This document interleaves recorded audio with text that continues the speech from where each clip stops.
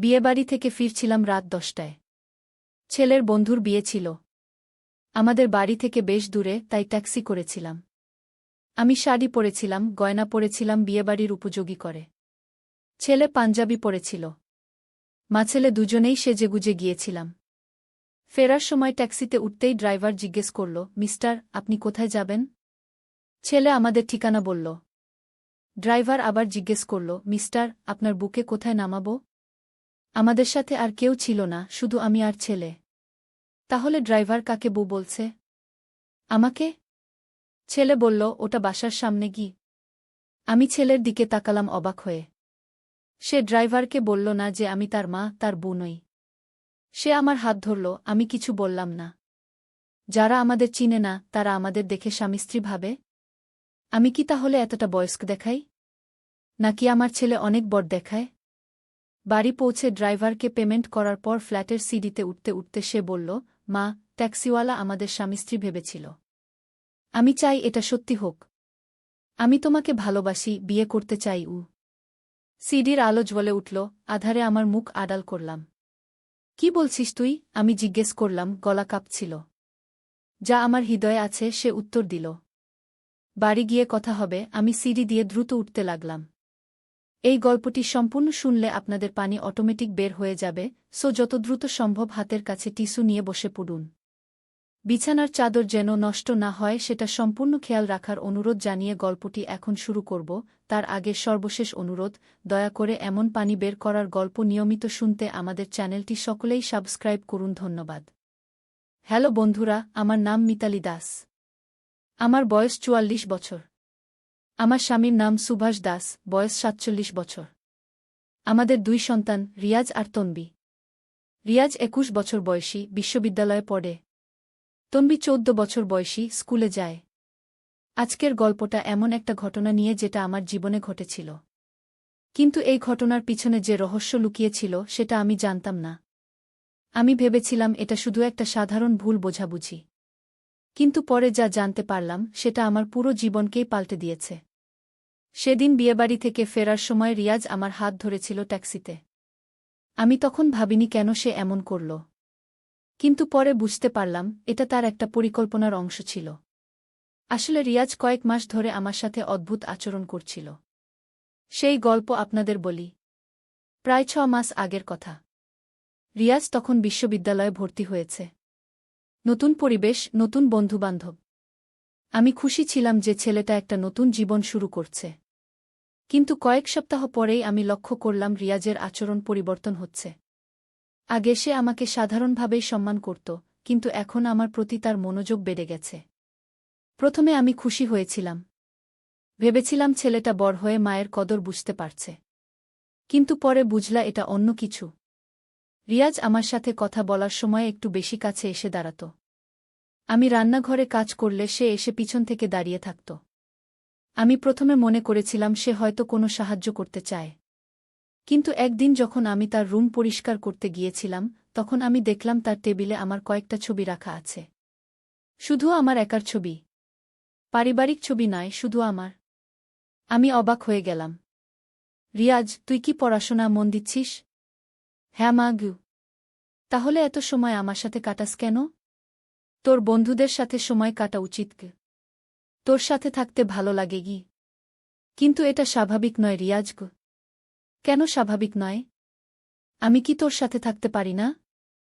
আমি বুঝতে পারছিলাম না কি করব। রিয়াজের এই আচরণ দিন দিন বেড়েই চলেছে। একদিন আমি তার বিশ্ববিদ্যালয়ের এক বন্ধুর সাথে কথা বললাম। জানতে চাইলাম রিয়াজ সেখানে কেমন আচরণ করে। আন্টি, রিয়াজ আজকাল একটু অদ্ভুত। সে সব সময় আপনার কথা বলে, আপনার ফটো দেখায়, আর মেয়েদের সাথে মিশতে চায় না গি। কি রকম? মানে ক্লাসে অনেক মেয়ে আছে, সবার সাথে বন্ধুত্ব করে, কিন্তু রিয়াজ কারো সাথেই মিশে না। বলে সে আপনাকে ছাড়া অন্য কোনো মেয়েকে পছন্দ করে না গি। আমার মাথায় যেন বাজ পড়ল। রিয়াজ বিশ্ববিদ্যালয়েও আমার কথা বলে? ও আর কি বলে? বলে আপনি খুব সুন্দর, আপনার মতো সুন্দর মেয়ে আর নেই। আর বলে একদিন আপনাকে বিয়ে করবে গি। আমার শ্বাস বন্ধ হয়ে আসল। কি বললি? হ্যাঁ আন্টি। আমরা প্রথমে ভেবেছিলাম ও মজা করছে, কিন্তু পরে বুঝলাম ও সিরিয়াস। আমি বুঝতে পারলাম বিষয়টা কত গুরুতর। তুমি কি অন্য কোনো কিছু লক্ষ্য করেছ? আন্টি, রিয়াজ আজকাল কিছু ট্যাবলেট খায়। আমি জিজ্ঞেস করলে বলে সাহস বাড়ানোর জন্য ট্যাবলেট? কি ট্যাবলেট? কোথায় পায় সেই ট্যাবলেট? একটা সিনিয়র ভাই দেয়া। ওর নাম সোহেল। আমি সেই সিনিয়রের সম্পর্কে আরও জানতে চাইলাম। জানতে পারলাম সে একটা খারাপ চক্রের সাথে জড়িত। সে বিভিন্ন ছেলে মেয়েদের ড্রাগ সাপ্লাই করে। আমি বুঝতে পারলাম রিয়াজ ড্রাগ নিচ্ছে, এবং সেই ড্রাগের প্রভাবেই তার মানসিক অবস্থা পরিবর্তন হয়েছে। সেদিন রাতে রিয়াজ বাসায় ফিরলে আমি তার সাথে কথা বললাম। রিয়াজ, তুই কি কোনো ওষুধ খাচ্ছিস? না মা। মিথ্যা বলিস না। আমি সব জানি। রিয়াজ কিছুক্ষণ চুপ করে থাকল। কে বলেছে? তোর বন্ধু বলেছে। তুই কি ট্যাবলেট খাচ্ছিস? মা, ওটা কিছু না, শুধু একটু সাহস বাড়ানোর জন্য। কি সাহস? তোমাকে আমার মনের কথা বলার সাহস কি? আমি বুঝতে পারলাম রিয়াজ ড্রাগ নিয়ে আমাকে প্রপোজ করার সাহস খুঁজছে। রিয়াজ, তুই একটা বড় ভুল করছিস। এই ড্রাগ তোর মাথা খারাপ করে দিচ্ছে। না মা, আমার মাথা ঠিক আছে। আমি তোমাকে ভালোবাসি। রিয়াজ, আমি তোর মা। তুই আমাকে মা হিসেবেই ভালোবাসিস। না মা, আমি তোমাকে একজন নারী হিসেবে ভালোবাসি। আমি বুঝতে পারলাম ড্রাগের প্রভাবে রিয়াজের মানসিক অবস্থা সম্পূর্ণ পরিবর্তন হয়ে গেছে। রিয়াজ, তুই এই ট্যাবলেট খাওয়া বন্ধ করক। কেন? এটা তোর জন্য ক্ষতিকর। কিন্তু এটা আমাকে তোমার কাছে যেতে সাহস দেয়। আমি রিয়াজের ব্যাগ থেকে ট্যাবলেটের শিশি বের করলাম। দেখলাম এটা একটা সাইকোট্রপিক ড্রাগ। রিয়াজ, এই ড্রাগ মানুষের মস্তিষ্কে প্রভাব ফেলে। তোর যা লাগছে সেটা এই ড্রাগের প্রভাব। না মা, আমি তোমাকে সত্যিই ভালোবাসি। আমি বুঝতে পারলাম রিয়াজের সাথে কথা বলে কোনো লাভ নেই। তার মানসিক অবস্থা এমন যে সে কিছু বুঝতে পারছে না। পরদিন আমি একজন মনোচিকিৎসকের কাছে গেলাম। তাকে পুরো ঘটনা বললাম। ডাক্তার সাহেব, আমার ছেলের এই অবস্থা হয়েছে কেন? আপনার ছেলে যে ড্রাগ নিচ্ছে সেটা মানুষের যৌন অনুভূতি বাড়িয়ে দেয়া, এবং যার প্রতি সবচেয়ে বেশি স্নেহ থাকে সেই ব্যক্তির প্রতি যৌন আকর্ষণ সৃষ্টি করে। কি মানে? আপনার ছেলে আপনাকে সবচেয়ে বেশি ভালোবাসে, তাই ড্রাগের প্রভাবে আপনার প্রতি যৌন আকর্ষণ অনুভব করছে। আমি বুঝতে পারলাম কেন রিয়াজ আমার প্রতি এমন আচরণ করছে। এর কোনো চিকিৎসা আছে?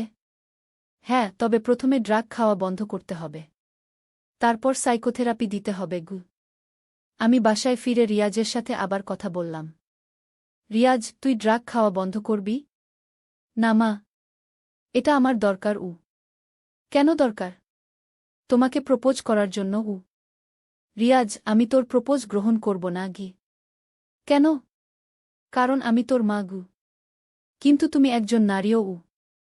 আমি বুঝলাম রিয়াজের সাথে কথা বলে কোনো লাভ নেই। তারপর আমি সেই সোহেল নামক ছেলেটার খোঁজ নিলাম। জানতে পারলাম সে একটা ড্রাগ রিং এর সাথে জড়িত। সে বিশ্ববিদ্যালয়ের ছেলেমেয়েদের মধ্যে এই ড্রাগ বিতরণ করে।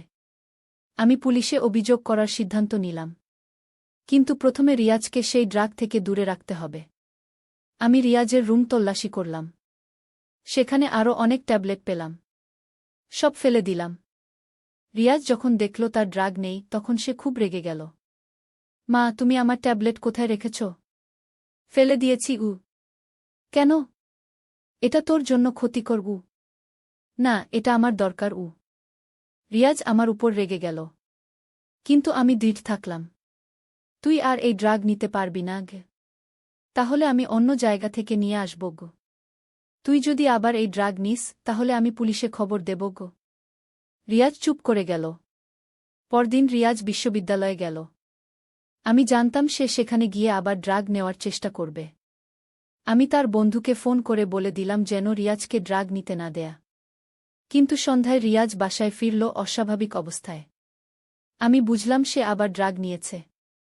রিয়াজ, তুই আবার ড্রাগ নিয়েছিস? হ্যাঁ। কোথা থেকে? সোহেল ভাই দিয়েছে। আমি তোকে বারণ করেছিলাম। মা, আমি এটা ছাড়তে পারি না। আমি বুঝতে পারলাম রিয়াজ ড্রাগে আসক্ত হয়ে পড়েছে। সেই রাতেই ঘটল সেই ঘটনা যার কথা আমি প্রথমে বলেছিলাম। বিয়েবাড়ি থেকে ফেরার সময় ট্যাক্সিতে রিয়াজের আচরণ এবং বাসায় এসে তার প্রপোজ। কিন্তু সেই রাতে আমি আর চুপ করে থাকলাম না। আমি সুভাষকে সব বললাম। সুভাষ, রিয়াজ ড্রাগ নিচ্ছে এবং সেই ড্রাগের প্রভাবে সে আমার প্রতি অস্বাভাবিক আকর্ষণ অনুভব করছে। সুভাষ প্রথমে বিশ্বাস করল না। তুমি কি বলছ? রিয়াজ আমাদের ছেলে। আমি জানি, কিন্তু ড্রাগের প্রভাবে তার মানসিক অবস্থা পরিবর্তন হয়ে গেছে। আমি সুভাষকে মনোচিকিৎসকের কথা বললাম। পরদিন আমরা রিয়াজকে নিয়ে ডাক্তারের কাছে গেলাম। ডাক্তার রিয়াজকে পরীক্ষা করে বললেন, এই ছেলে নিয়মিত সাইকোট্রপিক ড্রাগ নিচ্ছে। এটা তার মস্তিষ্কের রসায়ন পরিবর্তন করে দিয়েছে। ডাক্তার সাহেব, এর চিকিৎসা কি? প্রথমে ড্রাগ থেকে ডিটক্স করতে হবে, তারপর সাইকোথেরাপি দিতে হবে। আমরা রিয়াজকে একটা রিহ্যাব সেন্টারে ভর্তি করলাম। প্রথম কয়েকদিন রিয়াজের অবস্থা খুবই খারাপ ছিল।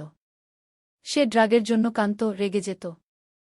মা, আমাকে বাসায় নিয়ে চলো, আমি এখানে থাকতে পারছি না। রিয়াজ, তোর চিকিৎসা দরকার। আমার কোনো চিকিৎসা দরকার নেই, আমি ভালো আছি। কিন্তু আমি দৃঢ় থাকলাম। ধীরে ধীরে রিয়াজের অবস্থার উন্নতি হতে লাগল। ড্রাগ থেকে ডিটক্স হওয়ার পর তার মানসিক অবস্থা স্বাভাবিক হয়ে এল। একদিন সে আমার কাছে এসে বলল, মা, আমি যা করেছিলাম সেটার জন্য আমি খুবই লজ্জিত। রিয়াজ, এটা তোর ভুল ছিল না, এটা ড্রাগের প্রভাব ছিল। কিন্তু আমি তোমাকে খুব কষ্ট দিয়েছি। তুই এখন ভালো থাকলেই আমি খুশি। রিয়াজ সুস্থ হয়ে বাসায় ফিরল।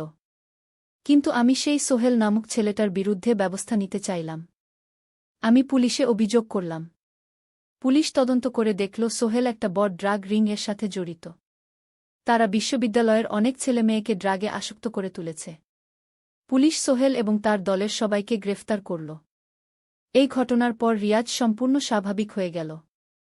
সে আমাকে মা হিসেবে সম্মান করে, ভালোবাসে। তার মধ্যে আর কোনো অস্বাভাবিক আচরণ নেই।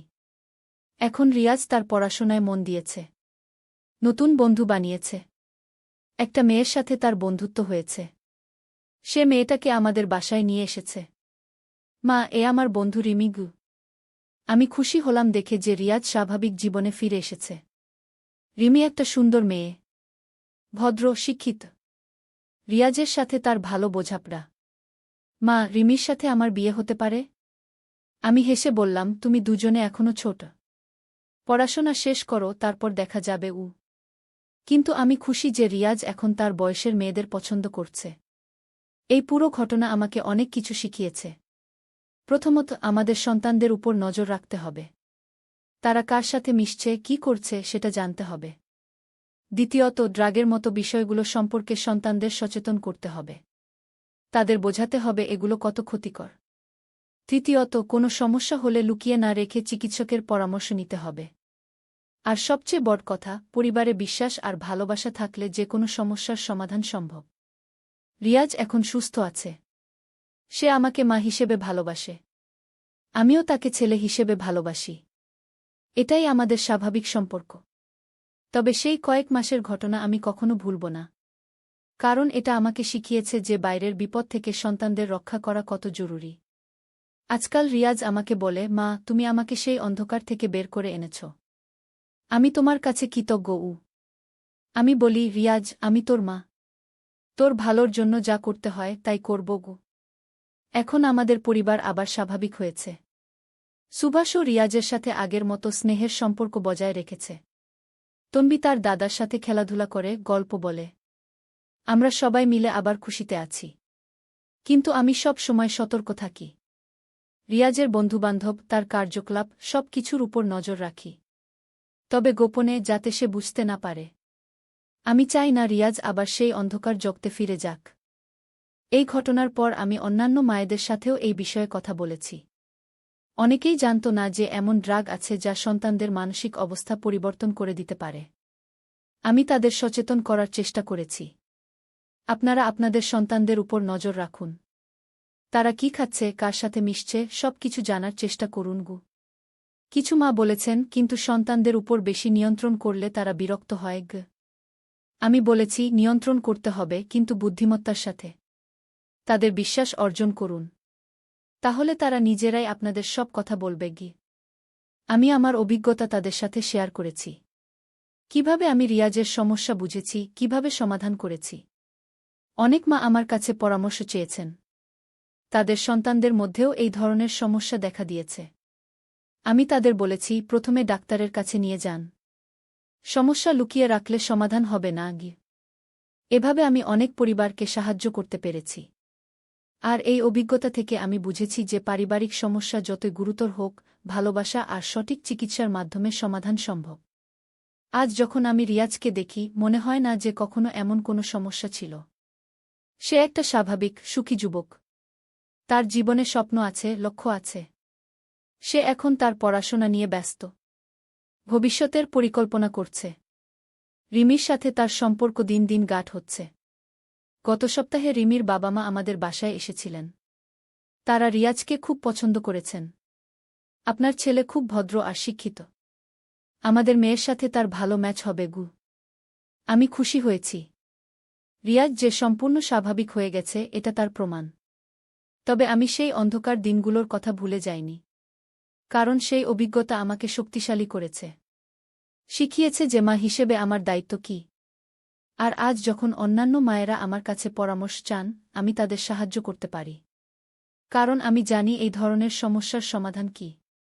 এই ছিল আমার এই ছবিগুলো কেন এখানে?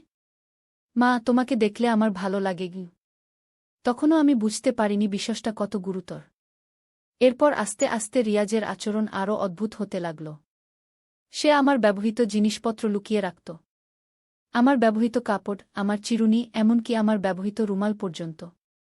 একদিন আমি তার ড্রয়ার খুলে দেখি সেখানে আমার অনেক জিনিস রাখা আছে। আমি তাকে জিজ্ঞেস করলাম, রিয়াজ, এই জিনিসগুলো কেন তোর কাছে? মা, তোমার গন্ধ লেগে থাকে এগুলোতে। আমার ভালো লাগে গু। আমি তখনও বুঝিনি যে রিয়াজের মানসিক অবস্থা পরিবর্তন হচ্ছে। এরপর রিয়াজ আমার প্রতি আরও বেশি মনোযোগী হয়ে উঠল। আমি যখন বাইরে যেতাম, সে আমাকে এসকর্ট করত। আমি বাজারে গেলে সে সাথে যেত। আমি কোনো বন্ধুর বাড়িতে গেলে সে আমাকে নিয়ে যেত এবং নিতে আসত। সুভাষ প্রথমে খুশি হয়েছিল। বলেছিল, দেখো আমাদের ছেলে কত যত্নশীল গু। কিন্তু আমার মনে একটা অস্বস্তি কাজ করছিল। রিয়াজের এই আচরণ কি স্বাভাবিক? একদিন রিয়াজ আমাকে বলল, মা, তুমি কি আমাকে ভালোবাসো? অবশ্যই ভালোবাসি। তুই আমার ছেলে গি। শুধু ছেলে হিসেবে? আমি অবাক হয়ে তার দিকে তাকালাম। মানে? কিছু না মা উ। কিন্তু আমি বুঝতে পারছিলাম রিয়াজ কিছু একটা বলতে চাইছে। এরপর থেকে রিয়াজ আমার সাথে আরও বেশি সময় কাটাতে চাইত। সন্ধ্যায় টিভি দেখার সময় সে আমার পাশে বসত। খুব কাছে বসত। আমি একটু সরে গেলে সেও সরে আসত। একদিন রাতে আমি ঘুমোতে যাব, এমন সময় রিয়াজ আমার রুমে এলো। মা, আমি কি তোমার সাথে ঘুমাতে পারি? কেন? তোর তো নিজের রুম আছে গি। আমার ভয় লাগছে গি। আমি ভাবলাম হয়তো কোনো দুঃস্বপ্ন দেখেছে। তাই তাকে আমার বিছানায় শুতে দিলাম। কিন্তু রিয়াজ আমার খুব কাছে এসে শুল। আমি অস্বস্তি বোধ করছিলাম। কিন্তু ভাবলাম ছেলেটার হয়তো সত্যিই ভয় লেগেছে। রাতের মধ্যে আমার ঘুম ভেঙে গেল। দেখলাম রিয়াজ আমার দিকে তাকিয়ে আছে। কি হয়েছে? ঘুমাচ্ছিস না কেন? মা, তুমি কত সুন্দর গু। আমি চমকে গেলাম। রিয়াজ, তুই কি বলছিস? তুমি সত্যিই সুন্দর মা গ। আমি উঠে বসলাম। রিয়াজ, তুই তোর রুমে গিয়ে ঘুমা ঘু। কেন মা? আমি কি কোনো ভুল কথা বলেছি? না, কিন্তু তোর নিজের রুমে ঘুমানো উচিত ক। রিয়াজ মনে মনে কিছু একটা ভাবল, তারপর উঠে গেল। পরদিন থেকে আমি রিয়াজের আচরণে আরও বেশি সতর্ক হয়ে গেলাম। দেখলাম সে আমাকে অন্যভাবে দেখছে। একজন মা হিসেবে নয়, অন্যভাবে। একদিন আমি বাথরুমে গোসল করছিলাম। হঠাৎ দরজায় নক শুনলাম। কে? মা, আমি রিয়াজ গু। কি লাগে? আমি একটু ভিতরে আসতে পারি? না, আমি গোসল করছি গু। দরজা খোলো মা গু। আমি অবাক হয়ে গেলাম। রিয়াজ কেন এমন কথা বলছে? রিয়াজ, তুই বাইরে যা। আমি গোসল শেষ করে আসছি গু। কিন্তু রিয়াজ দরজায় দাঁড়িয়ে থাকল। আমি গোসল শেষ করে বেরোতে দেরি করলাম। এরপর আমি লক্ষ্য করলাম রিয়াজ আমার ব্যক্তিগত কাজকর্মেও নজর রাখছে। আমি কখন বাথরুমে যাই, কখন কাপড় পাল্টাই, সব খেয়াল রাখছে। একদিন আমি কাপড় পাল্টাচ্ছিলাম, রিয়াজ হঠাৎ রুমে ঢুকে পড়ল। রিয়াজ, তুই কি করছিস?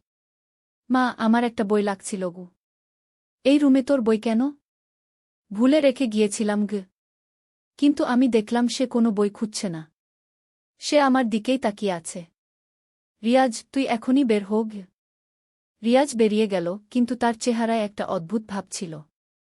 এরপর থেকে আমি আমার রুমের দরজা সব সময় বন্ধ রাখতে লাগলাম। কিন্তু রিয়াজ মাঝে মাঝে দরজায় কান লাগিয়ে দাঁড়িয়ে থাকত। আমি বুঝতে পারতাম কিন্তু কিছু বলতাম না। একদিন আমি সুভাষকে বললাম, রিয়াজের আচরণ কেমন যেন হয়ে যাচ্ছে গি। কি রকম? সে আমার প্রতি একটু বেশি মনোযোগী হয়ে গেছে গি। এটা তো ভালো কথা। ছেলে মায়ের যত্ন নিচ্ছে গু। কিন্তু আমি জানতাম এটা সাধারণ যত্ন নয়। এরপর রিয়াজ আমার পার্সোনাল জিনিসপত্র ঘাটাঘাটি করতে লাগল। আমার ব্যাগ, আমার আলমারি সব খুঁজে দেখত। আমি তাকে জিজ্ঞেস করলে বলতো কিছু খুঁজছিল। একদিন আমি দেখলাম আমার আন্ডারগার্মেন্টস অন্য জায়গা রাখা। আমি রিয়াজকে জিজ্ঞেস করলাম, তুই আমার কাপড়ের আলমারি ঘেটেছিস? না মা গি। কিন্তু আমি জানতাম সে মিথ্যা বলছে। এরপর আমি আলমারিতে তালা দিয়ে রাখলাম। কিন্তু একদিন দেখলাম তালা ভাঙা। রিয়াজ আমার কোনো জিনিস চুরি করেনি, কিন্তু সব ঘেটে দিয়েছে। রিয়াজ, তুই আমার আলমারির তালা ভেঙেছিস?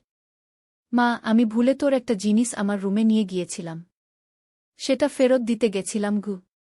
কোন জিনিস? রিয়াজ আমার একটা রুমাল বের করে দিল। এটা হু। কিন্তু আমি জানতাম সে আরও অনেক কিছু দেখেছে। এরপর থেকে আমি রিয়াজের প্রতি আরও বেশি সজাগ হয়ে গেলাম। দেখলাম সে আমার ফোন কলের কথাও শুনতে চেষ্টা করে। আমি কোনো বন্ধুর সাথে কথা বললে সে পাশে এসে দাঁড়ায়। একদিন আমার এক বান্ধবী ফোন করেছিল। আমরা বিভিন্ন বিষয়ে গল্প করছিলাম।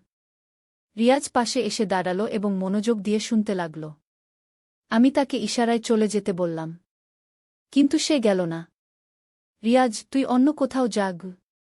মা, আমি এখানেই বসব গু। কেন? তোমার সাথে থাকতে ভালো লাগে গি। আমি ফোন কেটে দিলাম। রিয়াজ, আমি তোর সাথে কথা বলতে চাই। বলো মা গি। তোর আচরণ কেমন যেন হয়ে যাচ্ছে। তুই কি কোনো সমস্যায় আছিস? কি রকম সমস্যা? তুই আমার প্রতি একটু বেশি মনোযোগী হয়ে গেছিস গে। এটা কি সমস্যা? হ্যাঁ, এটা স্বাভাবিক নয় গু। রিয়াজ চুপ করে থাকল। তুই কি কোনো মানসিক চাপে আছিস?